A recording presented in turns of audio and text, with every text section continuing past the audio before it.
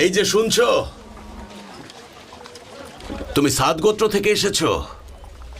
জি, আমি সাদ গোত্রের থুয়াইবের কন্যা, যে সাদ গোত্রের বকরের পুত্র। আমার নাম হালিমা, উনি আমার স্বামী হারিস, কোলে আমার ছোট পুত্র। আমার নাতি মুহাম্মদ এতিম, যে মায়ের পেটে থাকতেই বাবাকে হারিয়েছে। বড়ই বরকতময় শিশু আমার নাতি, তাই তোমরা তাকে নাও আর মায়ের স্নেহে লালন করো। সে সাদ গোত্রের কাছে বড় হতে পারলে আমি আনন্দিত হব। কিন্তু ও একটা এতিম শিশু, আমি কি করব তাকে নিয়ে? আমি মক্কায় তাকে রাখা নিয়ে শঙ্কিত। আল্লাহর কসম, তাকে দূরে কোথাও দিতে চাই না।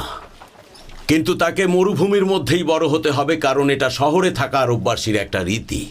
সে বলিষ্ঠ দেহের অধিকারী হোক। আল্লাহ তোমাদের মঙ্গল করুন। আমরা একটা এতিম বাচ্চাকে নিয়ে কি করব? আমরা খুবই গরিব, অনুর্বর ভূমিতে বসবাস করি।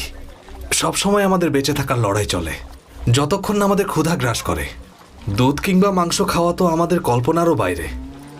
শান্ত হও বাবা, শান্ত হও। কাবার মালিক নিশ্চয়ই তোমাকে রক্ষা করবেন। ও তোমার বাচ্চা? হ্যাঁ, আমার। মোহাম্মদ ওর মতো ছোট একটা বাচ্চা, ওকে নিয়ে যাও, ওরা দু ভাই একসাথে বড় হবে। বিশ্বাস করুন, আমি আপনাকে নিরাশ করতে চাই না। আপনাকে দেখেই আমার মনে হচ্ছে আপনি খুব ভালো একজন মানুষ। কিন্তু আমার কি করার আছে বলুন? আপনি দেখুন না, আমার বাচ্চাটা ক্ষুধায় কেমন চিৎকার করছে। আমার বুকে তার জন্য যথেষ্ট দুধ তৈরি হচ্ছে না। আমি নিজেই জানি না আমি কি করব। ঠিক আছে, তোমরা যাও, আল্লাহ তোমার মনের আশা পূর্ণ করুক।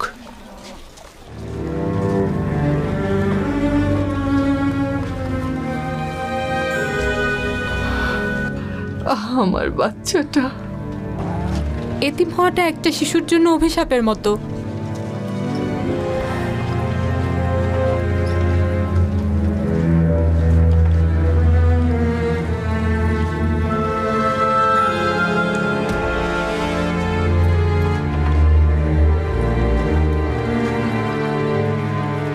তুমি কোথায় যাচ্ছ হালিমা?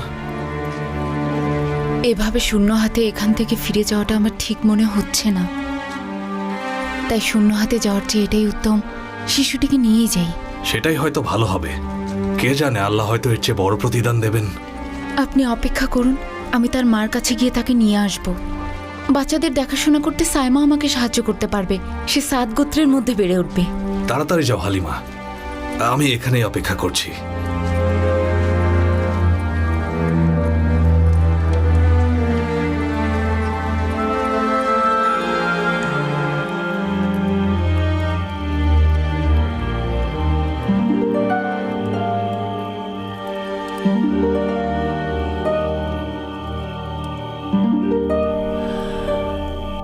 এদিকে এসো বারাকা, এখানে বস।